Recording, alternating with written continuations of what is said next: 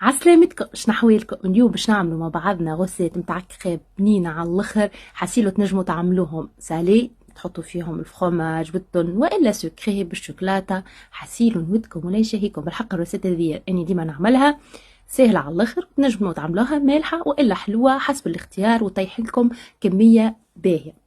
تاخذوا صحفة والا البلندر نتاعكم وتحطوا فيه 4 كعبة عظم، إيترا نتاع حليب، 3 مغارف كبار زيت نباتي والا زبدة ذايبة، شوية ملح و450 غرام فرينة.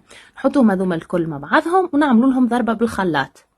وباش نتاكدوا اللي ميلونج ما فيش كعابر، عديتهم في الصفايه وصفيت الميلونج نتاعي، ومن بعد بديت نطيب في الكريب نتاعنا. دونك تنجموا الخليط هذاك جوست تستحفظوا به في الثلاجه، وكي تستحقوا جوست تجبدوا وتطيبوا الكريب نتاعكم عادي. سينو تعملوا كما عملت اني، تستعملوه ديريكت، تطيبوهم الكل وتستحفظوا على كعبة الكريب نتاعكم، وهكا جوست تجبدوا وتحطوا الفارس اللي حاشتكم به. عملت كعبات ساليه، حطيت شويه هريسه، حطيت شويه فخوماج. الفخوماج هذاك هو جبن موتزاريلا، حطيت شويه تون زيتون، وسكرت كعبة الكريب نتاعي وخليتها تطيب على نار تكون متوسطه من جهتين حتى لين يذوبك الفخوماج. كان تحبوهم حلوين تاخذوا اي باتا تارتيني عندكم والا معجون وتزينوهم كما تحبوا، وصحه او بالشفاء.